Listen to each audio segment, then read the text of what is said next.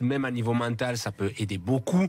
C'est un Juve qui, cette année, a perdu déjà 4 matchs, a perdu la Supercoupe, il a perdu un championnat face à la Lazio, il a perdu face au Barça, il a perdu ces week-ends face à la Sampdoria dans un match un peu fou, c'est-à-dire la Juve a dominé pour 60 minutes sans arriver à marquer des buts. On sentait vraiment que la Juve n'avait pas cet esprit méchant qui a toujours été la caractéristique, l'ADN de la Juve.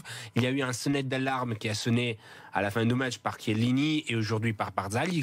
Ils ont perdu 3-2, pardon, mais ils étaient menés 3-0 avant les arrêts de jeu, donc c'est quand même une claque, quoi. Oui, c'était une claque et ça arrivait en 15 minutes. C'est-à-dire, elle arrivait un tornado, la Sampdoria, et là, la Juve n'avait pas la force de réagir. C'est quelque chose qui n'arrive pas souvent à la Juve. Cette année, déjà, ils ont eu plusieurs occasions, ils ont pris des buts étranges. Une petite statistique, l'année dernière, en ce moment de la saison, ils avaient encaissé 9 buts. On est à 22 en ce moment. La Juve a toujours eu la force défensive, d'être une équipe solide, d'avoir la meilleure défense d'Italie, peut-être d'Europe. Je ne pense pas que c'est seulement le départ de Bonucci qui explique cette situation aujourd'hui. Il y a aussi des choix faits sur le mercato d'aller chercher des joueurs offensifs et des milieux de terrain plus que des défenseurs, parce que oui, c'est vrai qu'Ovede est arrivé, mais il n'a jamais joué. De Chilio n'est pas les joueurs qui échangent la défense. Donc la Juve a misé sur un esprit plus offensif pour être plus solide en Europe dans les moments décisifs, parce qu'ils ont pensé que ce qu'a manqué vraiment en finale de Ligue des Champions, c'était de la puissance offensive. Pour plaire à Daniel aussi, parce que c'est quand même plus plaisant de voir une Juve qui joue offensivement qu'une Juve qui défend. Et là, pour l'instant, il faudrait simplement qu'elle joue, parce que là, elle est un petit peu à côté. Voilà. Dans le match d'hier, quand même, au scénar assez... 3-0, t'étais mené.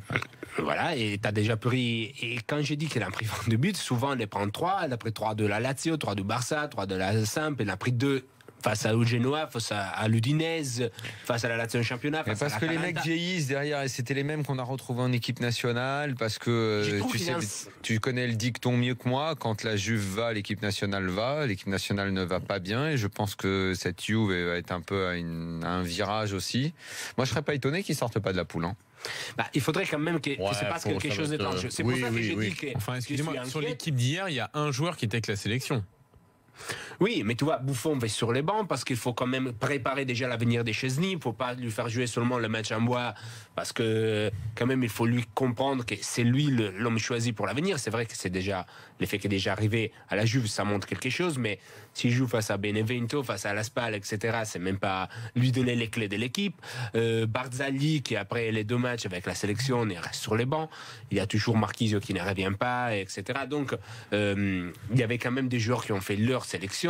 Donc c'est un Juventus qui est moins solide l'année dernière.